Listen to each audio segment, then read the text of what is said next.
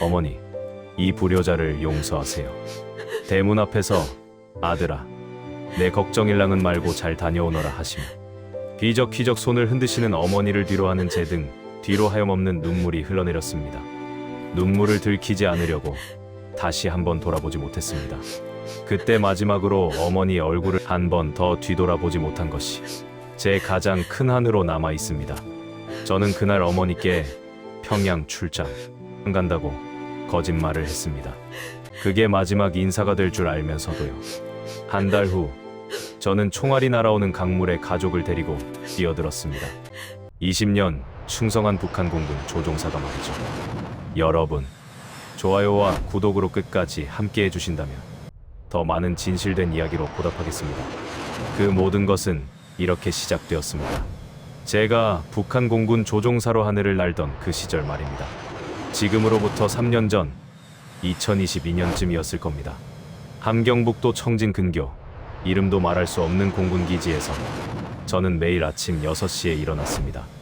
여러분도 아시다시피 군인의 아침은 일찍 시작되잖아요. 그때 저는 중좌 계급으로 20년 넘게 전투기를 몰아온 베테랑 조종사였습니다. 당의 신뢰를 받는, 그러니까 충성파로 분류된 간부였죠. 그 시절 저는 제 인생의 자부심을 느꼈습니다.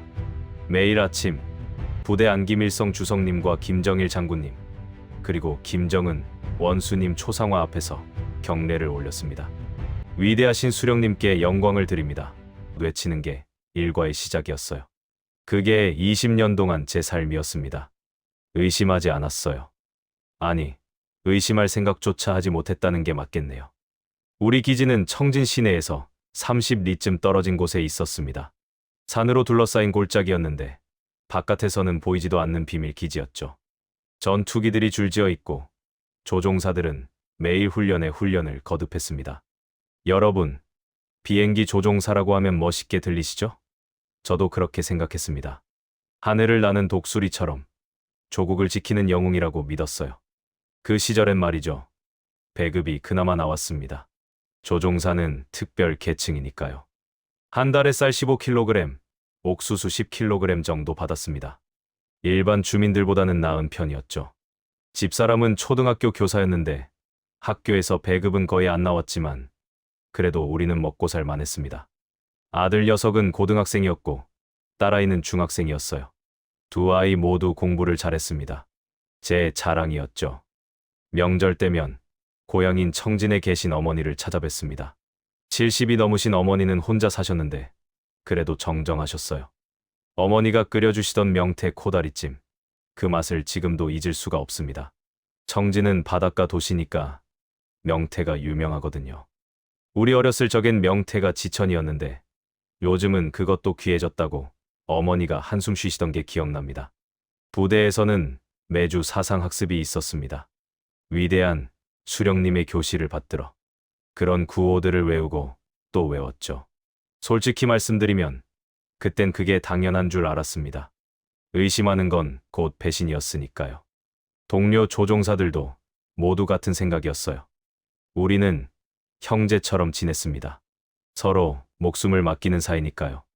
그런데 어느 날이었습니다.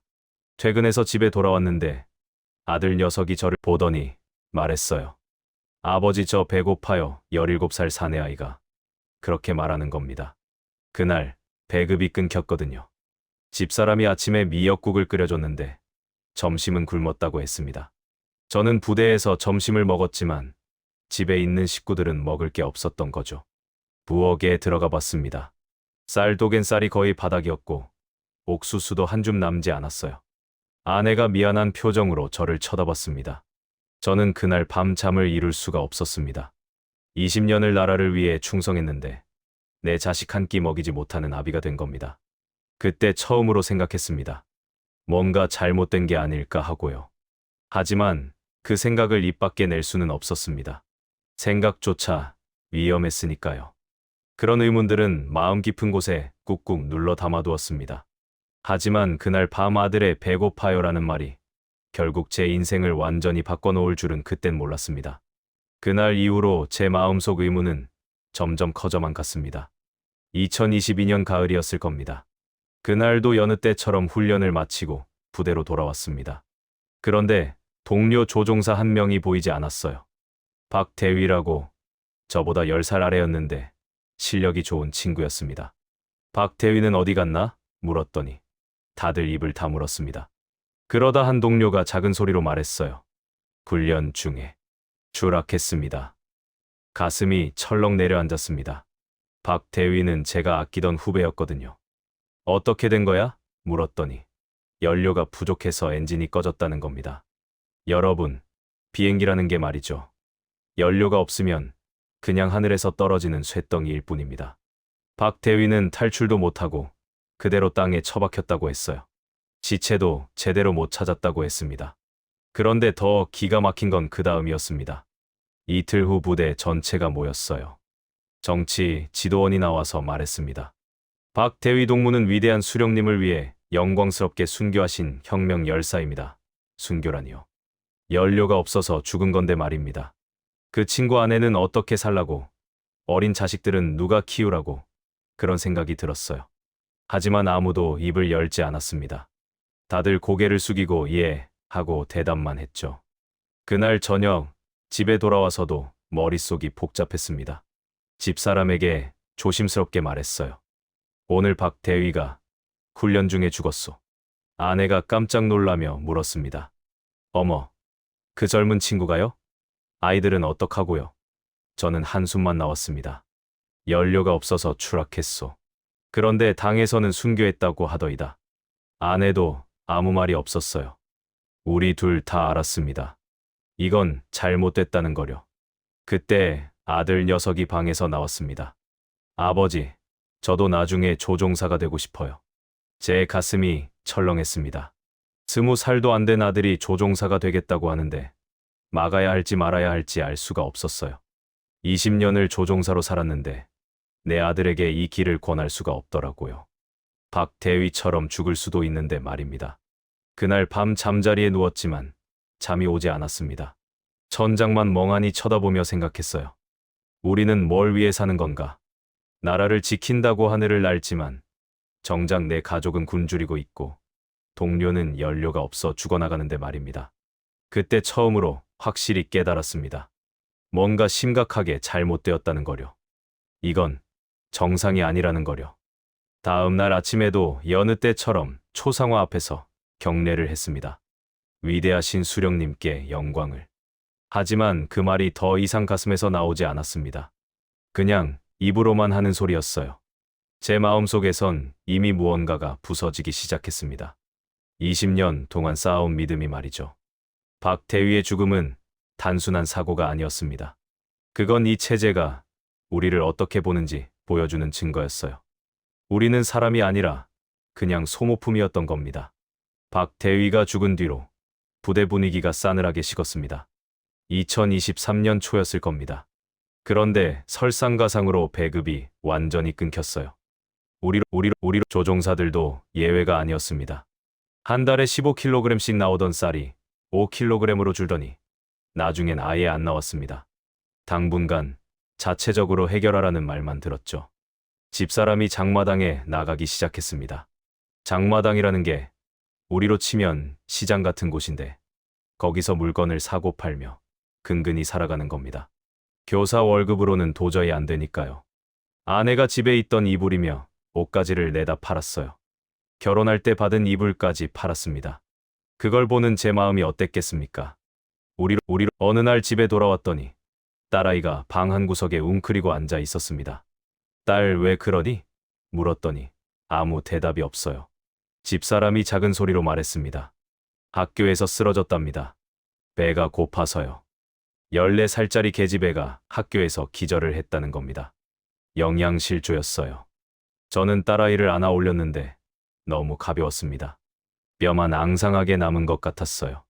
그날 저녁 저는 부대 창고에 몰래 들어갔습니다. 군인이 20년 만에 처음으로 군량을 훔친 겁니다. 옥수수 2포대를 가방에 넣어 집으로 가져왔어요.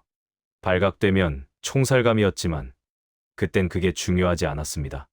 내 딸이 굶어 죽게 생겼는데 말입니다. 집사람이 그 옥수수로 죽을 끓였습니다. 딸아이가 그 죽을 먹으며 울었어요. 아버지, 맛있어요. 그 말을 듣는데 눈물이 났습니다. 조국을 지킨다는 조종사가 자식 한 끼 먹이려고 군량을 훔쳐야 하는 신세가 된 겁니다. 그 무렵 부대에도 변화가 생겼습니다. 보위부에서 나와 조종사들을 조사하기 시작했어요. 보위부라는 게 우리로 치면 비밀 경찰 같은 겁니다. 누가 불순한 생각을 하는지, 누가 체제를 의심하는지 감시하는 조직이죠. 한 명씩 불러서 신문을 했습니다. 최근에 남조선 방송을 들은 적이 있는가? 가족 중에 불만을 표출한 사람이 있는가? 그런 질문들이었어요. 저도 불려갔습니다. 보위부 요원이 책상 너머로 저를 노려보며 물었습니다. 김중좌 동무, 요즘 훈련 태도가 불성실하다는 보고가 있어. 저는 깜짝 놀랐어요. 저만큼 성실한 조종사가 없었거든요. 무슨 말씀이십니까? 저는 항상 그 사람이 말을 끊었습니다. 동무 아들이 대학에 진학하려면 동무가 더 충성스러워야 하오. 알겠소? 그건 협박이었습니다. 충성하지 않으면 아들 대학 못 보낸다는 거였죠. 집에 돌아와 아내에게 말했습니다. 여보, 우리 이대로는 못 살 것 같소. 아내가 제 손을 꼭 잡았어요. 저도 알아요. 하지만 어떻게 하겠어요? 여기가 우리 조국인데요. 조국이라는 말에 저는 씁쓸하게 웃었습니다. 조국이 우리를 굶기고 협박하고 감시하는데 말입니다. 그날 밤 창밖을 내다보며 생각했어요. 이 땅에서 우리 가족의 미래는 없구나. 이대로 가다간 우리 모두 죽는구나. 아들이 곧 군에 징집될 나이였습니다. 17살이면 2년 뒤엔 군인이 되는 겁니다. 박대위처럼 죽을 수도 있고 아니면 10년씩 군복무를 해야 했어요. 딸아이는 영양실조로 계속 아팠고요. 저는 그날 밤 결심했습니다. 이 지옥에서 벗어나야 한다고. 죽을 각오로 탈출해야 한다고요. 하지만 그건 쉬운 결정이 아니었습니다. 70이 넘으신 어머니를 두고 가야 했고 실패하면 3대가 멸족당할 수도 있었으니까요. 그날 밤부터 저는 잠을 제대로 이루지 못했습니다. 2023년 봄이었습니다. 탈출을 결심했지만 어떻게 해야 할지 막막했어요. 조종사라는 게 감시가 심한 직종이거든요. 함부로 움직일 수도 없고 누구를 믿을 수도 없었습니다. 잘못하다간 보위부에 끌려가 고문당하고 죽을 수도 있었어요. 어느 날 부대 식당에서 밥을 먹는데 옆에 앉은 동료가 작은 소리로 말했습니다. 김중좌, 요즘 두만강 쪽 경비가 허술하다는 소문 들었소. 저는 깜짝 놀라 주위를 둘러봤어요. 다행히 아무도 듣지 못한 것 같았습니다. 그 친구는 제 귀에 대고 속삭였어요. 내 처남이 국경경비대인데 뇌물 주면 눈 감아준다더이다. 저는 아무 대답도 하지 않았습니다. 함정일 수도 있었으니까요. 하지만 그 말이 머릿속에서 떠나지 않았습니다. 집에 돌아와 아내와 상의했습니다. 아이들이 잠든 밤 11시쯤이었어요. 여보, 우리 남쪽으로 갑시다. 아내가 놀란 눈으로 저를 쳐다봤습니다. 여보, 그게 무슨 말이에요? 잡히면 우리 다 죽어요. 저는 아내의 손을 꼭 잡았습니다. 이대로 있어도 죽소. 딸애는 영양실조로 죽어가고 아들은 곧 군대 가야 하오.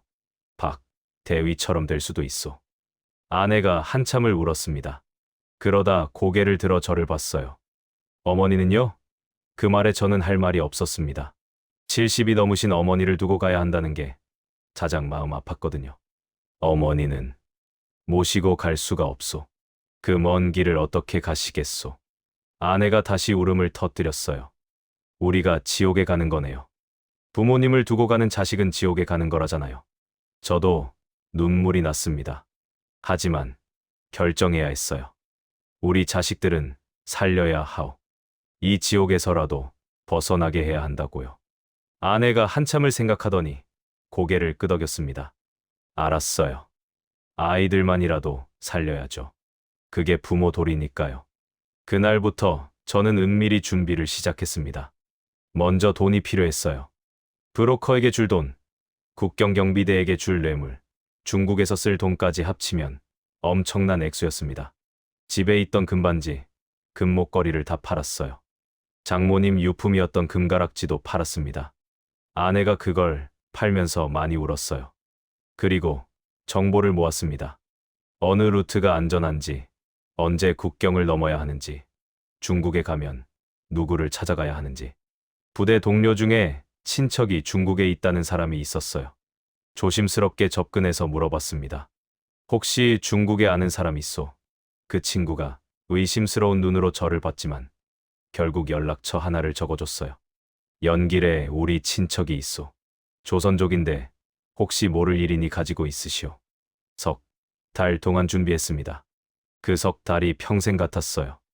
매일매일이 불안했습니다. 보위부가 눈치챌까봐, 동료가 밀고 할까봐, 가족이 위험해질까봐. 밤마다 식은땀을 흘리며 잠에서 깼습니다. 가장 힘든 건 어머니를 속이는 일이었습니다. 어느 일요일, 청진에 계신 어머니를 찾아갔어요. 어머니가 반갑게 맞아주셨습니다. 아이고, 우리 아들 왔네. 밥 먹었니? 저는 어머니가 끓여주신 강냉이죽을 먹으며 눈물을 참았습니다. 이게 마지막일지도 모른다는 생각에요. 가기 전에 어머니 손을 꼭 잡았습니다. 어머니, 제가 평양에 한 달 정도 출장을 갑니다. 거짓말이었죠. 어머니가 웃으며 말씀하셨어요. 그래, 잘 다녀오너라. 조심해서 가고. 저는 어머니 손에 몰래 돈을 쥐어드렸습니다. 제가 모아둔 돈 중 일부였어요. 어머니, 이거 쓰세요. 어머니가 사양하셨지만 제가 강제로 쥐어드렸습니다. 집을 나서는데 어머니가 대문 밖까지 나오셨어요. 아들아, 밥 잘 챙겨 먹고. 저는 뒤돌아보지 못했습니다. 뒤돌아보면 울음이 터질 것 같았거든요. 그냥 손만 흔들고 걸어갔습니다. 그게 어머니와의 마지막이었습니다. 지금도 그 모습이 눈에 선합니다. 대문 앞에 서서 손 흔드시던 어머니 모습이요. 집에 돌아와 아이들을 불렀습니다. 아들과 딸을 앞에 앉혀놓고 말했어요. 얘들아, 우리 여행을 갈 거다. 아이들이 신기한 듯 물었습니다. 어디로요? 저는 웃으며 대답했습니다. 아주 먼 곳이다. 그런데 할머니한테는 비밀이야. 알겠지? 아이들은 무슨 뜻인지 몰랐지만 고개를 끄덕였어요. 아내와 저는 서로를 바라보며 각오를 다졌습니다. 이제 돌아올 수 없는 다리를 건너는 거였습니다. 그날부터 저는 은밀히 준비를 시작했습니다. 먼저 돈이 필요했어요. 브로커에게 줄 돈, 국경경비대에게 줄 뇌물, 중국에서 쓸 돈까지 합치면 엄청난 액수였습니다. 사실 우리 집에는 금부치가 좀 있었습니다. 제가 조종사로 일하던 시절, 그러니까 배급이 잘 나오던 때 모아둔 거였어요. 아내 결혼 반지, 장모님 유품으로 받은 금가락지, 제가 10년 근속 표창 받았을 때 받은 금메달 같은 것들이요. 아내가 이건 우리 노후를 위한 거예요라며 장롱 깊숙이 숨겨뒀던 겁니다. 그때만 해도 우리는 평범하게 늙어갈 줄 알았죠. 하지만 배급이 끊기고 나서 하나둘 팔기 시작했어요. 처음엔 작은 금가락지를 팔아서 쌀을 샀습니다. 그 다음엔 금귀걸이를 팔아 딸아이 약을 샀고요. 결국 남은 건 아내의 결혼 반지와 제 금메달뿐이었습니다. 아내가 그걸 보며 말했어요. 이것만은 안 팔고 싶었는데. 저도 마음이 아팠지만 어쩔 수 없었습니다. 탈출을 결심하고 나서 남은 금부치를 장마당에 내다 팔았습니다. 장마당 귀퉁이에 금 사는 사람이 있거든요. 그 사람에게 조심스럽게 다가가 이거 얼마 주겠소? 물었어요. 그 사람이 금을 이리저리 살펴보더니 말했습니다. 중국 돈으로 500위안 주겠소. 우리 돈으로 치면 80만 원 정도였어요. 적은 돈이 아니었지만 내 식구가 국경을 넘으려면 턱없이 부족했습니다. 그래서 부대 창고에서 물건을 빼돌리기 시작했습니다. 군복 몇 벌, 군화, 담요 같은 것들이요.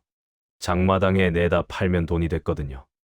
20년 군 생활하면서 한 번도 안 해본 짓을 하는 겁니다.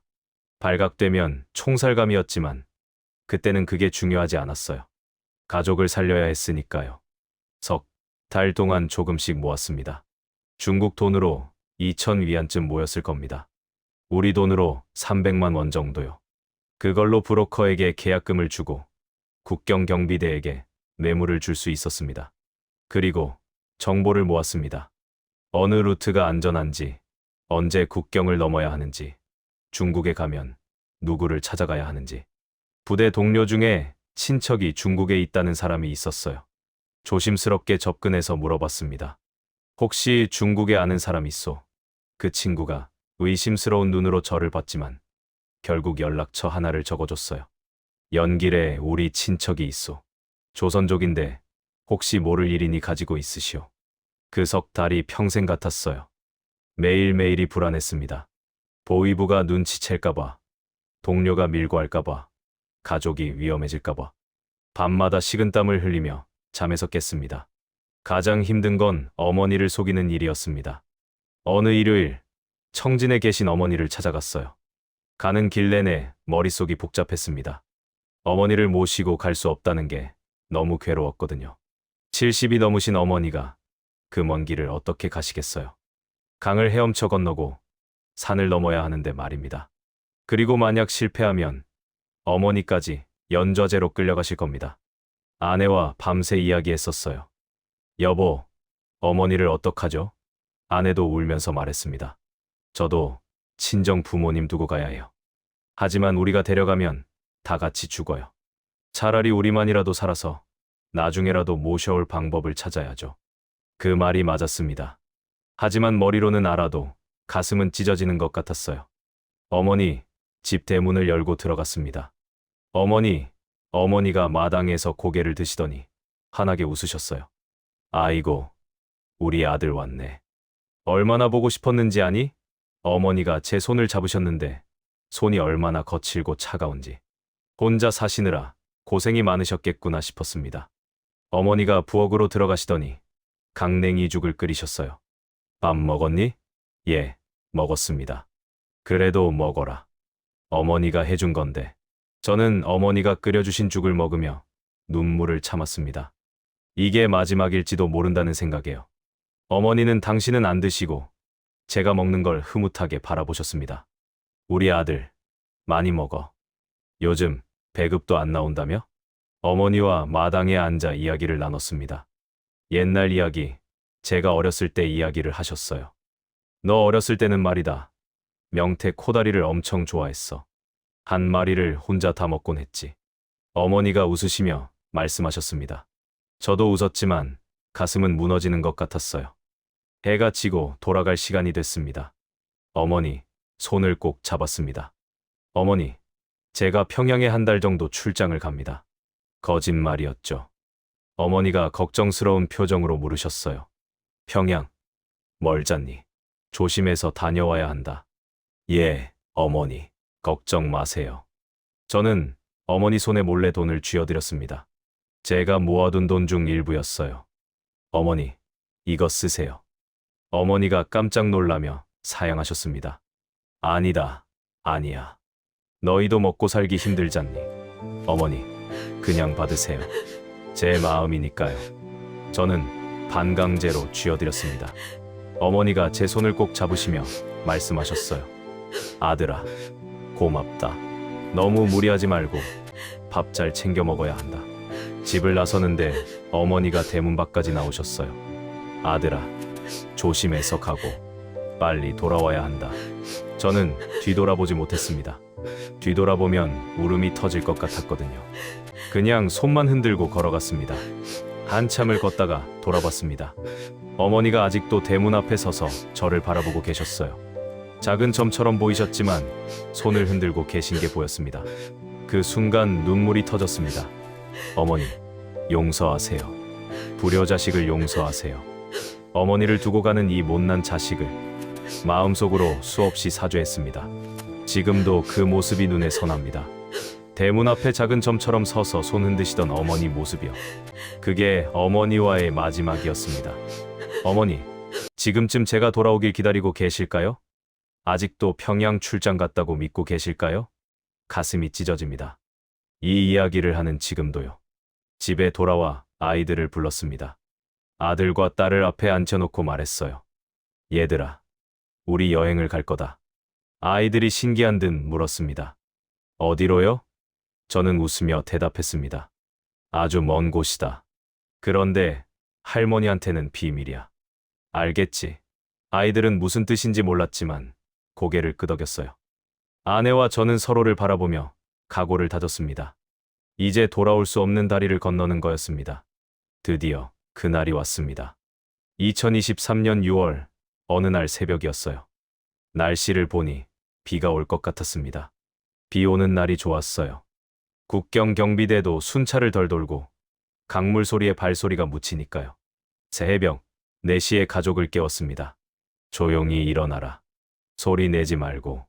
아이들이 졸린 눈으로 일어났어요. 딸아이가 물었습니다.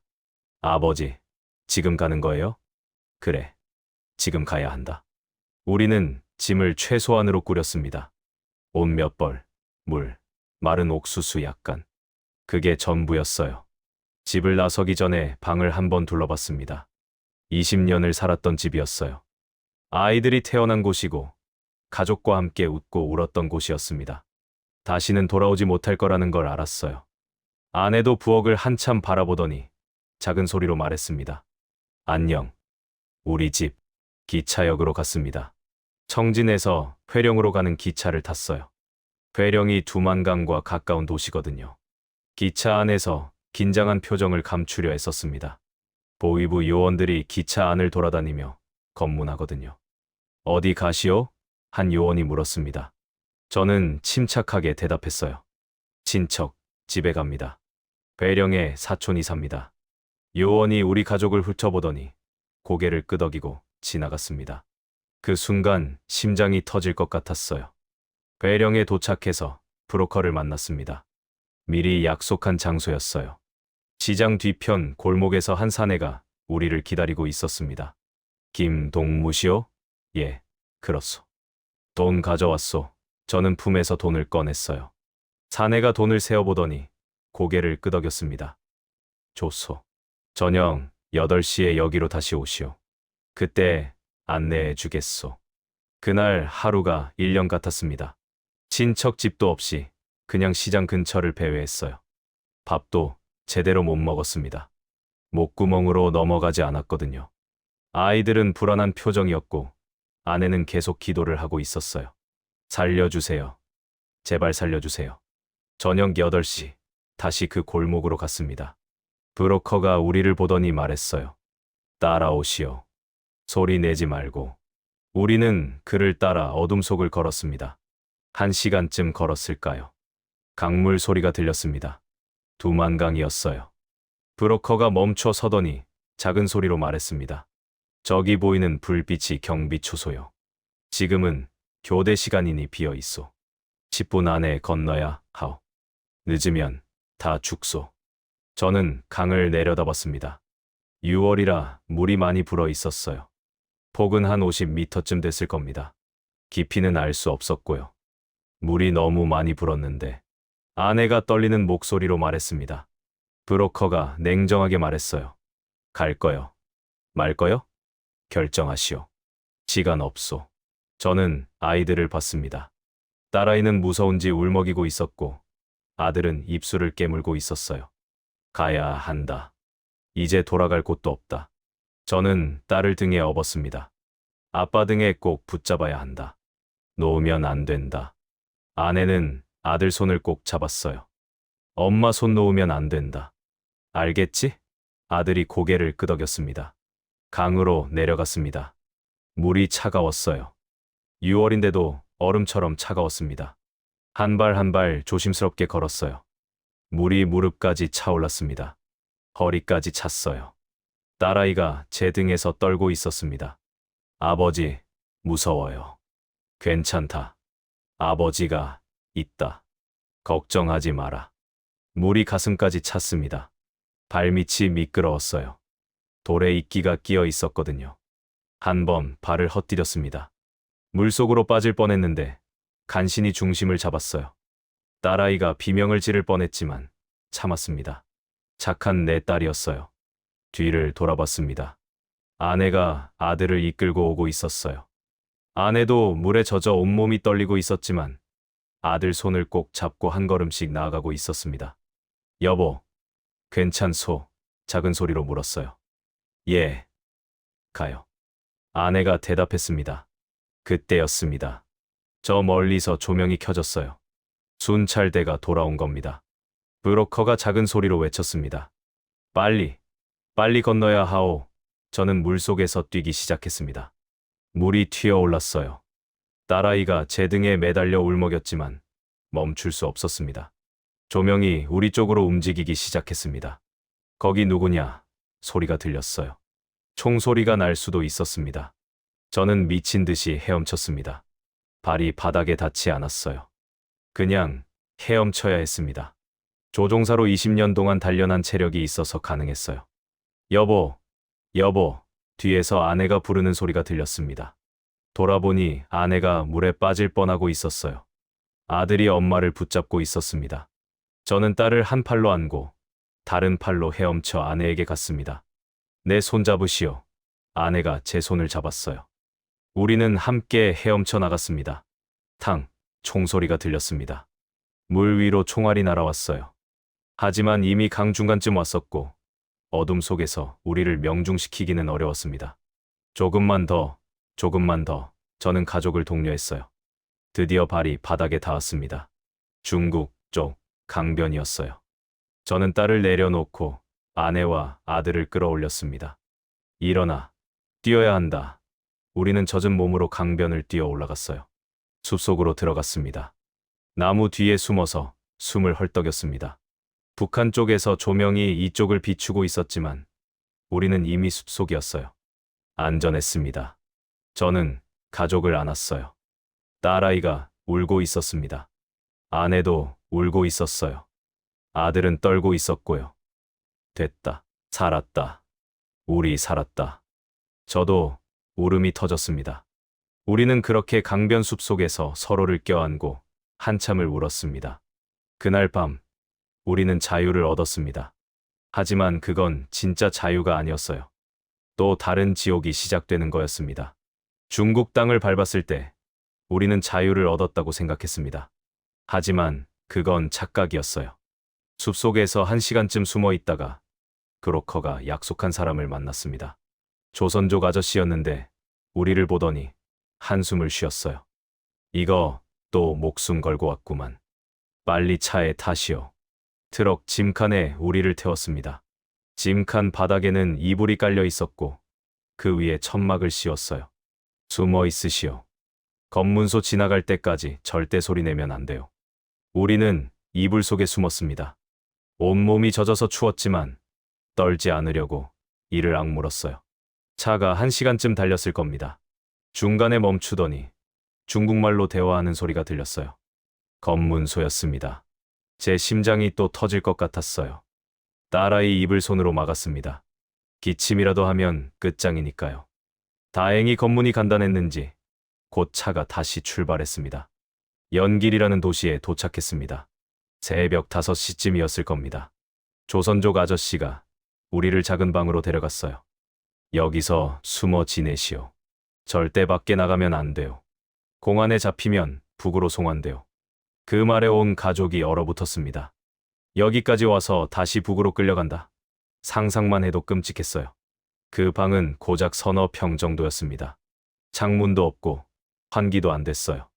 내 식구가 그 좁은 방에서 지내야 했습니다. 화장실은 복도 끝에 있었는데 가려면 아무도 없을 때 재빨리 다녀와야 했어요. 여러분, 상상이나 하시겠습니까? 밖에도 못 나가고 햇빛도 못 보고 그렇게 사는 거려. 처음 일주일은 그냥 누워만 있었습니다. 너무 지쳐서 아무것도 할 수가 없었어요. 아내는 불안해서 밤마다 악몽을 꿨습니다. 여보, 보위부가 우리를 찾아온 꿈을 꿨어요.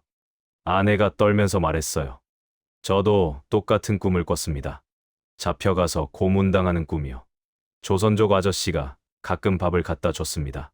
중국 음식이었는데 우리 입맛에는 안 맞았어요. 기름지고 짰습니다. 하지만 배가 고프니 먹을 수밖에 없었죠. 아이들이 힘들어했어요. 아버지, 우리 언제까지 여기 있어야 해요? 아들이 물었습니다. 저는 대답할 수가 없었어요. 저도 몰랐으니까요. 한 달쯤 지났을 때 조선족 아저씨가 심각한 표정으로 왔습니다. 요즘 공안 단속이 심해졌소. 탈북자들 잡아서 북으로 넘기고 있소. 그 말에 아내가 울음을 터뜨렸어요. 그럼 우리는 어떡해요? 여기서 평생 숨어 살아야 해요? 아저씨가 한숨을 쉬며 말했습니다. 한국으로 가는 방법이 있긴 하오. 그런데 돈이 많이 들어요. 한 사람당 $1,000씩은 있어야 하오. 내 식구면 4,000달러. 우리 돈으로 500만 원쯤 되는 거였어요. 우리한테는 그런 돈이 없었습니다. 그때부터 저는 일을 해야 했습니다. 조선족 아저씨가 식당 일을 소개해줬어요. 신분증 검사 안 하는 곳이요. 밤에만 일하면 돼요. 저는 밤마다 식당에 가서 설거지를 했습니다. 조종사가 설거지를 하는 거예요. 처음엔 자존심이 상했지만 가족을 위해서라면 뭐든 할 수 있었습니다. 아내도 일을 구했어요. 옷 공장에서 재봉 일을 했습니다. 하루 12시간씩 일했는데 받는 돈은 한 달에 100달러 정도였어요. 우리 둘이 벌면 한 달에 200달러 정도였습니다. 4,000달러를 모으려면 20개월이 걸리는 거였죠. 그렇게 1년이 지났습니다. 2024년이 됐어요. 아이들은 학교도 못 가고 방 안에만 있었습니다. 아들이 말했어요. 아버지, 저 미치겠어요. 밖에 나가고 싶어요. 저도 마음이 찢어졌지만 어쩔 수 없었어요. 조금만 참아라. 조금만 더 참으면 한국에 갈 수 있다. 어느 날 조선족 아저씨가 급히 찾아왔습니다. 빨리 짐 싸시오. 공안이 이 동네를 조사하러 온다는 정보가 있어. 우리는 황급히 짐을 쌌어요. 가진 게 별로 없었지만 그래도 급했습니다. 다른 집으로 옮겼는데 거기는 더 열악했어요. 지하 창고 같은 곳이었습니다. 그곳에서 또 석 달을 살았습니다. 돈은 조금씩 모였지만 아직도 부족했어요. 그때 조선족 아저씨가 말했습니다. 한국 선교사님들이 도와준다고 하오. 돈이 부족해도 데려가 준대요. 그 말을 듣고 눈물이 났습니다. 같은 민족이라고, 같은 핏줄이라고 도와주시는 분들이 계셨던 거예요. 선교사님을 만났습니다. 50대쯤 되신 목사님이었는데 우리를 보시더니 눈물을 글썽이셨어요. 많이 힘드셨죠? 이제 괜찮습니다. 한국으로 데려다 드리겠습니다. 저는 그 자리에서 절을 했어요. 고맙습니다. 정말 고맙습니다. 목사님이 말씀하셨습니다. 다음 주에 출발합니다. 라오스를 거쳐 태국으로 갈 겁니다. 거기서 한국 대사관에 가면 됩니다. 여정이 험할 겁니다. 버스로 이틀, 기차로 하루, 또 버스로 하루를 가야 해요. 준비되셨습니까? 저는 고개를 끄덕였습니다. 예, 준비됐습니다. 가족만 무사하다면 뭐든 하겠습니다. 중국에서의 1년 반, 그건 진짜 지옥이었습니다. 자유를 얻었다고 생각했는데 쥐처럼 숨어 살아야 했어요. 햇빛도 제대로 못 보고 밖에도 못 나가고요. 하지만 희망은 있었습니다. 한국으로 간다는 희망이요. 그 희망 하나로 버텼습니다. 드디어 출발하는 날이 왔습니다. 2024년 가을이었어요. 목사님이 우리를 포함해서 탈북자 10명을 모았습니다. 다들 우리처럼 중국에서 숨어 살던 사람들이었어요. 여자들, 아이들, 노인들까지 있었습니다. 모두 눈빛만은 살아 있었어요. 한국으로 간다는 희망 때문이었죠. 새벽 4시에 출발했습니다. 큰 버스였는데 창문에 커튼을 다 쳐놓았어요. 절대 커튼 열지 마시오. 밖을 내다보지도 마시오. 목사님이 신신당부하셨습니다. 우리는 버스 바닥에 앉아서 갔어요. 의자에 앉으면 밖에서 보일 수 있으니까요. 이틀 동안 버스를 탔습니다. 중간에 검문소가 몇 번 있었어요. 그때마다 우리는 숨을 죽였습니다. 목사님이 중국 공안들과 중국말로 대화하는 소리가 들렸어요. 무슨 말인지는 몰랐지만 목사님 목소리가 떨리는 게 느껴졌습니다. 목사님도 긴장하셨던 거예요. 한 번은 공안이 버스에 올라왔습니다. 우리는 버스 뒤쪽 짐칸에 숨어 있었는데 공안이 커튼을 열어보는 소리가 들렸어요. 제 옆에 있던 딸아이가 떨고 있었습니다. 저는 딸 입을 손으로 막고 한 손으로는 아내 손을 꼭 잡았어요. 제발, 제발. 마음속으로 기도했습니다. 공안이 뒤쪽으로 오는 발소리가 들렸습니다. 점점 가까워졌어요. 제 심장이 터질 것 같았습니다. 그때 목사님이 큰 소리로 뭐라고 외쳤어요. 중국말이었는데 뭔가 농담 같은 거였나 봅니다. 공안이 웃더니 버스에서 내렸어요. 버스가 다시 출발했습니다. 우리는 그제서야 한숨을 쉬었어요. 국경을 넘어 라오스에 들어갔습니다. 거기서 기차로 갈아탔어요. 기차는 버스보다 나았습니다. 앉을 수도 있었고 창밖도 볼 수 있었거든요. 처음으로 햇빛을 제대로 본 것 같았어요. 아내가 창밖을 보며 눈물을 흘렸습니다. 여보, 하늘이 이렇게 넓었나요? 기차에서 하루를 보냈습니다. 밥은 목사님이 준비해온 주먹밥을 먹었어요. 김밥도 있었는데 1년 반 만에 먹는 한국 음식이었습니다. 딸아이가 김밥을 먹으며 울었어요. 맛있어요. 아버지, 정말 맛있어요. 저도 울컥했습니다.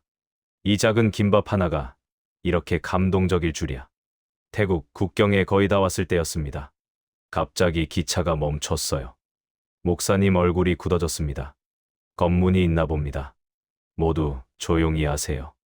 경찰들이 기차에 올라왔어요. 한 명 한 명 신분증을 검사하기 시작했습니다. 우리는 신분증이 없었어요. 목사님이 준비한 가짜 서류가 있긴 했지만 걱정이었습니다. 경찰이 우리 쪽으로 왔어요. 여권 보여주세요. 목사님이 서류를 내밀었습니다. 경찰이 서류를 보더니 고개를 갸우뚱했어요. 뭔가 이상하다는 표정이었습니다. 이 사람들 어디서 왔어요? 경찰이 목사님에게 물었습니다. 목사님이 태국어로 뭐라고 대답했어요. 경찰이 우리를 훑어봤습니다. 특히 저를 오래 봤어요. 제가 긴장한 게 티가 났나 봅니다.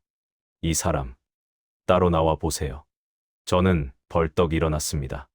아내가 제 손을 잡았어요. 여보. 저는 아내 손을 살짝 눌러주고 경찰을 따라갔습니다. 기차 복도로 나갔는데 경찰이 저를 구석으로 데려갔어요. 당신 북한 사람이죠? 제 심장이 멈추는 것 같았습니다. 어떻게 대답해야 할지 몰랐어요. 거짓말을 하자니 나중에 더 큰 문제가 될 것 같고, 진실을 말하자니 송환될 것 같고, 저는 그냥 고개를 끄덕였습니다.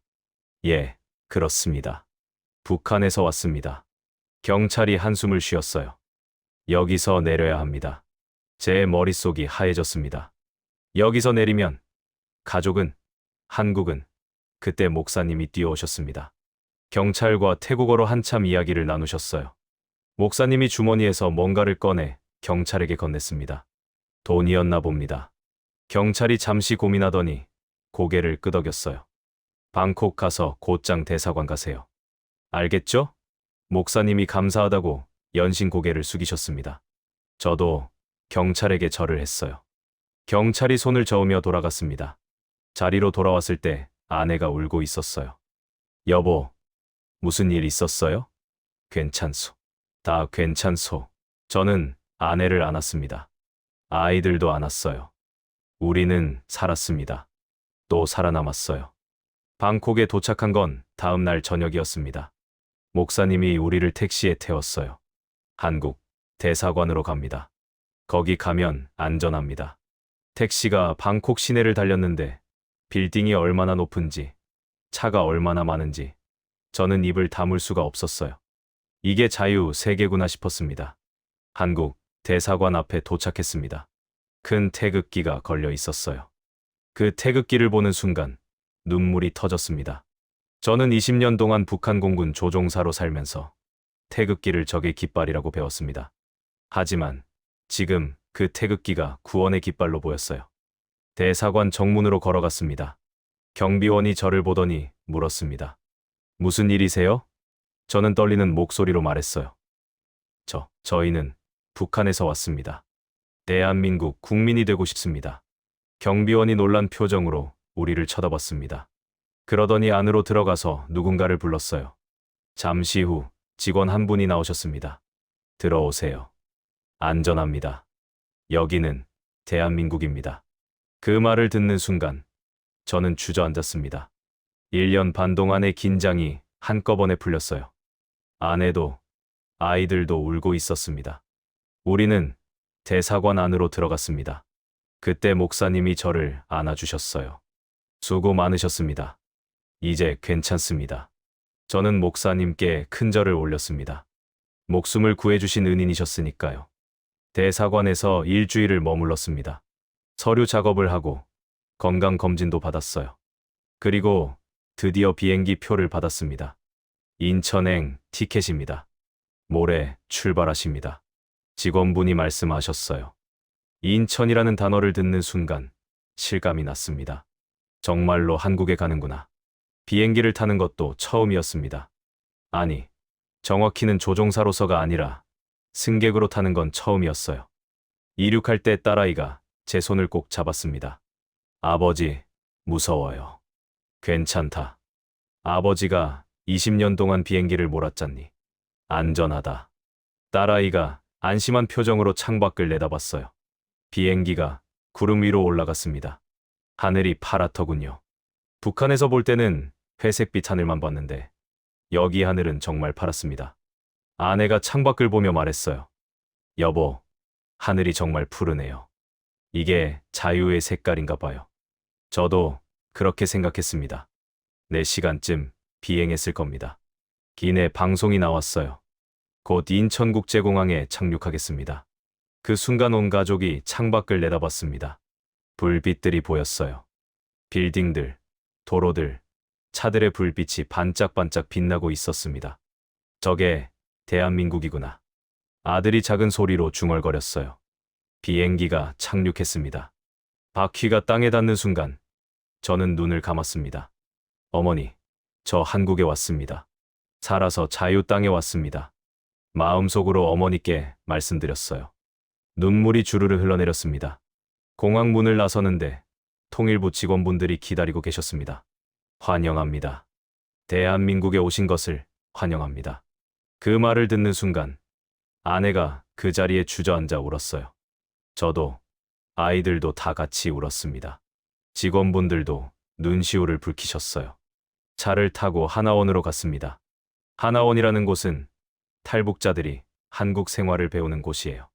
거기서 3달 동안 교육을 받았습니다. 한국말 쓰는 법, 은행 쓰는 법, 병원 가는 법, 그런 것들을 배웠어요. 처음에는 정말 신기한 게 많았습니다. 편의점이라는 게 있는데 24시간 문을 연다는 거예요. 밤 11시에 가도 물건을 살 수 있었습니다. 북한에서는 상상도 못할 일이었죠. 마트에 가면 음식이 넘쳐났어요. 쌀, 고기, 과일, 채소, 뭐든지 다 있었습니다.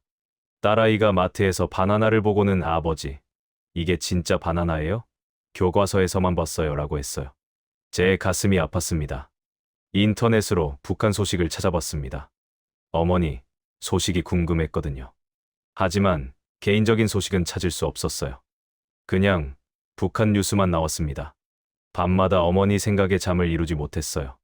어머니, 건강하시죠? 제가 배신자가 됐다는 걸 아시나요? 용서해주세요, 어머니. 하나원 교육이 끝나고 우리는 서울 근처 작은 도시에 집을 얻었습니다. 정부에서 지원해주는 집이었어요. 작았지만 우리 가족만의 공간이었습니다.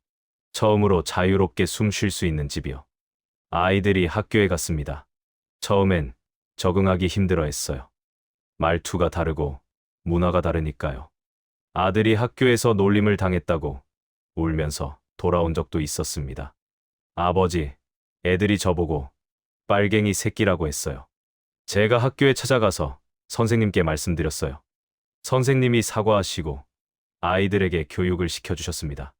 그 후로는 괜찮아졌어요. 저는 일자리를 구해야 했습니다. 조종사 자격증이 있었지만 북한 자격증은 여기서 안 통했어요. 처음엔 공장에서 일했습니다. 한 달에 200만 원 정도 받았는데 그것도 감사했어요. 성실히 일했더니 사장님이 좋게 봐주셨습니다. 1년쯤 지나서 작은 식당을 열었습니다. 북한 음식을 파는 식당이었어요. 명태 코다리찜, 두부밥, 강냉이 국수 같은 것들이요. 처음엔 손님이 별로 없었는데 입소문이 나면서 사람들이 오기 시작했어요. 사장님, 진짜 북한 음식 맛이네요. 손님들이 그렇게 말씀하시면 뿌듯했습니다. 요즘은 탈북자들을 돕는 일도 하고 있습니다. 저처럼 이제 막 한국에 온 사람들에게 이것저것 알려주고 일자리도 소개해주고요. 제가 받은 도움을 다른 사람들에게 돌려주는 겁니다. 그런데 말이죠, 여러분.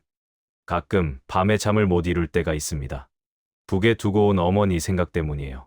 지금쯤 어떻게 지내시는지, 건강하신지, 제가 탈북한 걸 아시고 얼마나 놀라셨을지, 혹시 연좌제로 고생하시는 건 아닌지, 그런 생각을 하면 가슴이 찢어집니다. 아내에게 말했어요. 여보, 우리 잘못한 건가? 아내가 제 손을 잡았습니다. 여보, 우리 아이들 좀 보세요. 학교 가고, 밥 먹고, 자유롭게 웃잖아요. 우리 잘한 거예요. 맞는 말이었어요. 딸아이는 지금 대학생이 됐고, 아들은 고등학교를 졸업했습니다. 둘 다 건강하고 행복해 보여요. 지금도 남북 차이를 느낄 때가 많습니다. 말투가 달라요. 북에서는 동무라고 했는데 여기서는 친구라고 하더라고요. 음식 맛도 달라요. 김치가 더 빨갛고 맵습니다. 하지만 그래도 좋아요. 같은 민족이니까 결국 통하는 게 많더라고요. 여러분께 감사드리고 싶습니다. 이 방송을 보고 계신 모든 분들께요. 여러분이 내는 세금으로 우리 같은 탈북자들이 정착할 수 있었습니다. 하나원 교육도, 집도, 생활비도 다 여러분 덕분이에요. 정말 감사합니다. 덕분에 저희 가족이 새 삶을 시작할 수 있었습니다. 그리고 여러분께 여쭤보고 싶은 게 있습니다. 여러분은 자유를 느껴보신 적 있으신가요? 그냥 아침에 눈 떠서 하고 싶은 말 하고, 가고 싶은 곳 가고, 그런 평범한 일상 말입니다. 저는 20년 동안 북한 공군 조종사로 살면서 그게 얼마나 귀한 건지 몰랐어요. 지금 와서 생각해보니 그게 다 기적 같은 일이더라고요. 가끔 꿈을 꿉니다. 통일이 된 꿈이요. 청진으로 가는 기차를 타고 어머니가 계신 집 앞에 서는 꿈입니다. 대문을 열고 들어가면 어머니가 마당에 서 계세요. 아들아, 왔니? 어머니가 웃으시며 말씀하시는 거예요. 그 꿈에서 깨면 베개가 눈물로 젖어 있습니다. 같은 하늘 아래 이렇게 다른 세상이 있다는 게 아직도 믿기지 않을 때가 있습니다. 북한에는 지금도 자유가 뭔지도 모르는 제 어머니 같은 분들이 계십니다. 그리고 우리가 살아있는 동안 통일을 볼 수 있을까요? 저는 그날을 기다리고 있습니다. 혹시 지금 어디에서 이 이야기를 들으셨나요? 혹시 댓글로 말씀 남겨주시면 한 분 한 분 인사드리겠습니다. 여러분 모두 건강하시고 행복하시길 바랍니다. 감사합니다.